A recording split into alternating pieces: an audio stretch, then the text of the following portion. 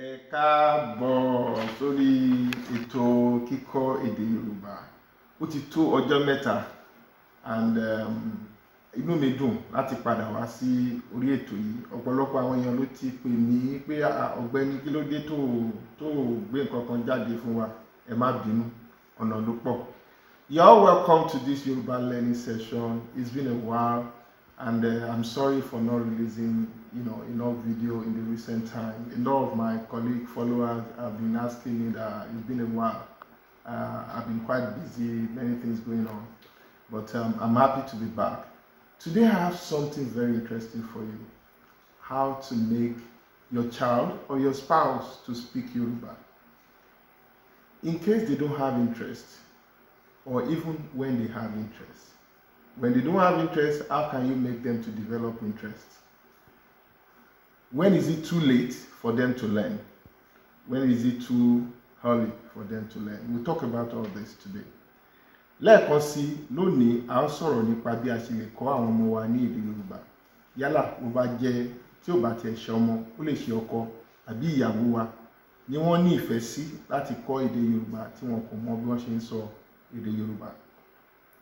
Ohun kìíní ó ní pé kí a kọ́ wọn bí wọ́n ṣe lè ní ìfẹ́ láti kọ́ èdè yẹn. The first thing in making any person to learn any language is to make them to develop interest by telling them how the benefits of being able to speak Yoruba. For instance, I can be out where a lot of people are not speaking, and I don't want everybody to understand what I'm saying. I can easily tell my child something that, okay, it's not everybody that understands the language.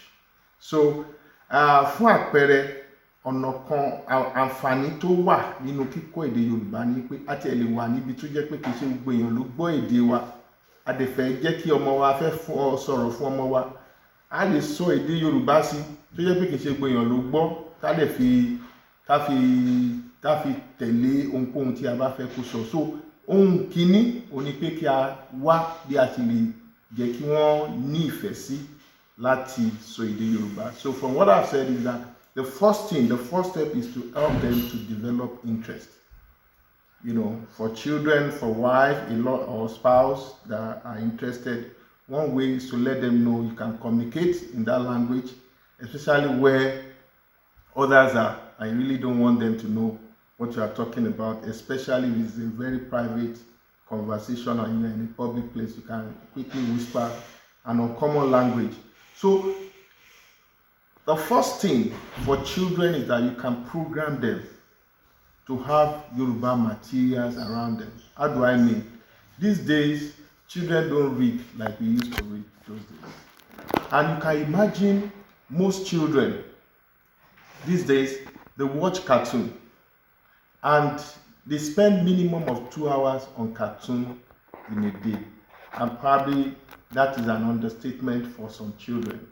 So you can imagine 2 hours multiplied by 365 days learning something. There's a book called Outlier. It talks about mastery of anything from repetitive learning. So if they are able to get Yoruba cartoon, Yoruba play, film, movie and all that, and they are able to watch for a long time, you will get them to get used to the sound, to get used to the way the language, things are pronounced, especially these days that you have subscription, you see subtitle. So, ohun tí mo ti ń sọ ni pé ọ̀nà kan tí a ṣe lè jẹ́ kí àwọn ọmọ wa kan kọ́ èdè Yorùbá, ó ní pé kí a jẹ́ kí wọ́n ọ̀pọ̀lọpọ̀ cartoon tí àwọn ọmọ máa ń wò lórí ẹ̀rọ ayélujára ó pọ̀ rẹpẹtẹ ní èdè Yorùbá. Látorí abídí, òjò ń rọ̀, ṣeré nínú ilé, àwọn èèyàn ti ṣiṣẹ́ lọ rẹpẹtẹ. Ẹ lọ sórí ẹ̀rọ ayélujára, ẹ wo bẹ̀, ẹ máa rí pé ọ̀pọ̀lọpọ̀ àwọn cartoon yìí wà. Tí ẹ bá dẹ̀ lè ṣe, kẹ́ download ẹ̀ offline tó yẹ pé internet jẹ́ issue. Tẹ́ bá download ẹ̀ offline tó yẹ pé internet fẹ́ jẹ́ sábàbí nítorí gbogbo nǹkan ló gbèrú. Ẹ download ẹ̀ offline káwọn ọmọ yìí ní àyè láti wò. Ẹ máa wo iye ìgbà tí ọmọ ń wo abídí ní ọjọ́ ayé rẹ̀ kó tó di kó tẹ̀lé ká abídí dáadáa àbí ABC in the English text. So what I was saying is that if you allow your children to have access to this cartoon, You can imagine watching cartoon for 2 hours in a day, which is maybe I'm being conservative. 2 hours in a day times 365 days, and most students still watch cartoon up to 10 years of their age, if not more. So you can see that you have already given them the opportunity to learn. Again, we can get them good Yoruba movies. You can get them good Yoruba movies like Toluwanile and all that, and we'll talk about that. A ní a lè fi àwọn fíìmù Yorùbá a tún lè fi sínú ẹ̀ fún wọn tó jẹ́ pé máa wo. Ẹ wò gbà tá wà kékeré, ọ̀pọ̀ ìgbà la máa wo Indian film tí àti ẹ̀ mọ ìtumọ̀ nǹkan tó ń sọ, àmọ́ ìtumọ̀ nǹkan tó ń sọ, ṣùgbọ́n à ń wò ìgbà míì nǹkan tá máa wo American film tí jẹ́ pé àwa used mọ́ bó ṣe bí accent wọn, the way tó ṣe ń gbọ́rọ̀ kalẹ̀, tó tọ̀rọ̀ wọn ṣe ń dún létí, but a máa wò ó dẹ̀ máa yé wa láyé ọ̀pọ̀lọpọ̀ ìgbà tá ti ń wò ohun kan náà ṣe ń ṣe láti kọ́ èdè Yorùbá.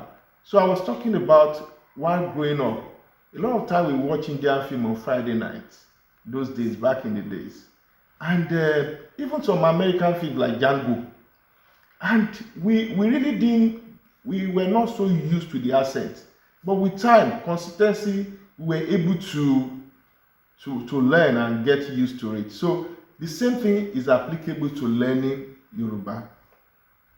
So so I think the key word here is consistency. Yeah.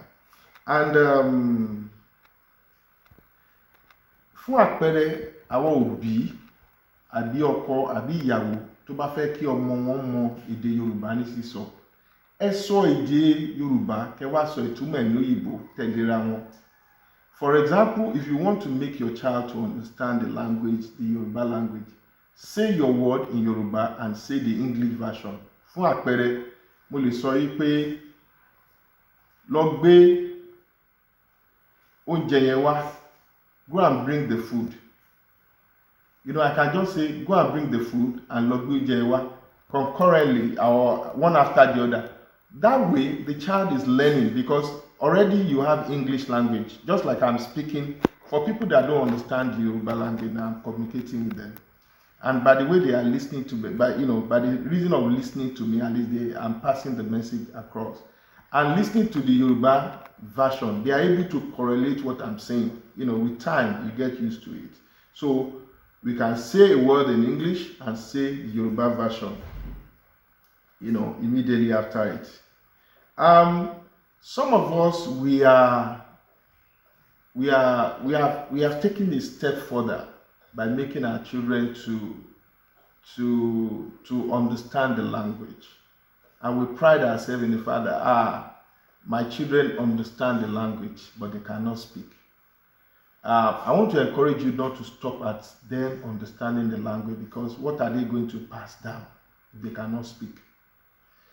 Fún àpẹẹrẹ, àwa kan inú wa máa ń dùn nígbà àwọn ọmọ mi gbéde wọn kàn lè sọ ní kò dára tó, ó yẹ kí a máa gbìyànjú ká rọ̀ wọ́n láti sọ, tó bá ṣe àṣìṣe kí a ràn wọ́n lọ́wọ́ láti sọ pé báyìí ló ṣe yẹ kẹ́ sọ. Nítorí pé táwọn náà bá dàgbà, tó bá jẹ́ pé ìpele ìmọ̀ lásán náà mọ̀ tó lè sọ, kí ni wọ́n fẹ́ fi lé àwọn ọmọ tiwọn náà lọ́wọ́. So we need to get beyond the level of our children or my spouse understand the language and all that. Mo ti sọ tẹ́lẹ̀ pé a lè ní gbogbo àwọn cartoon Yorùbá movie yẹn ká fi sórí fóònù wa bí ká fi sórí fóònù wa tó jẹ́ pé even tí a bá ní internet connection, connection pẹ̀lú ayélujára and all that, wọ́n lè wò. So it's about accessibility. Ó ní ṣe pẹ̀lú pé wọ́n ní àǹfààní láti rí. Tẹ́ bá wo Bill Gates, nǹkan ara àwọn nǹkan tó jẹ́ kó di nǹkan tó ẹni tó dì lónìí ní pé tẹ́ bá lọ wo ìtàn ẹ̀, ó ní àǹfààní láti sí ẹ̀rọ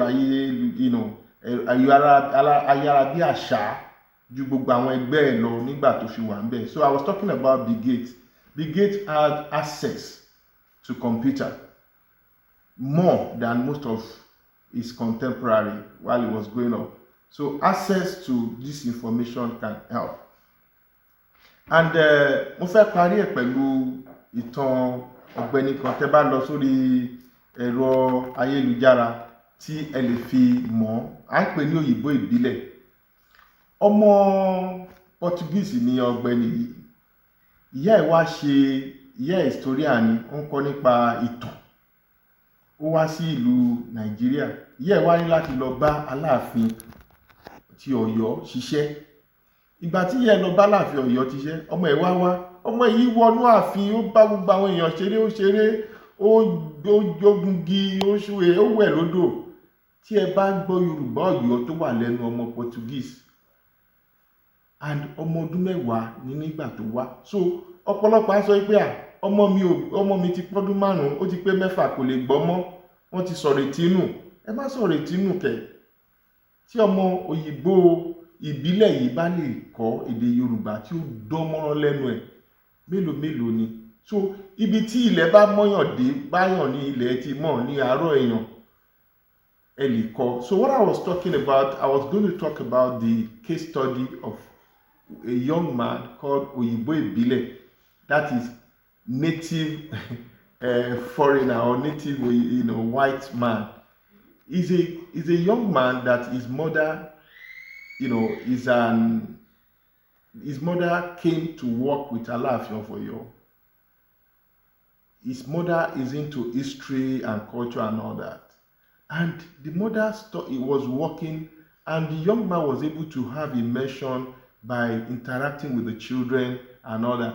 The young man is very fluent. You can go to the internet and just type Òyìnbó ìbílẹ̀. So and what I've just said is that it's never too late. Seek every opportunity. Speak to people that understand. And you see, it's a journey. And before you know it, you see yourself there. So, ẹ ṣé púpọ̀, ànílù jù báyìí lọ. Gbogbo kókó ọmọ lọ́dún ohun tí a sọ lónìí ni pé kò pẹ́ jù láti kọ́ èdè Yorùbá. Ẹ dẹ̀ ní láti máa gbìyànjú láti máa kọ́.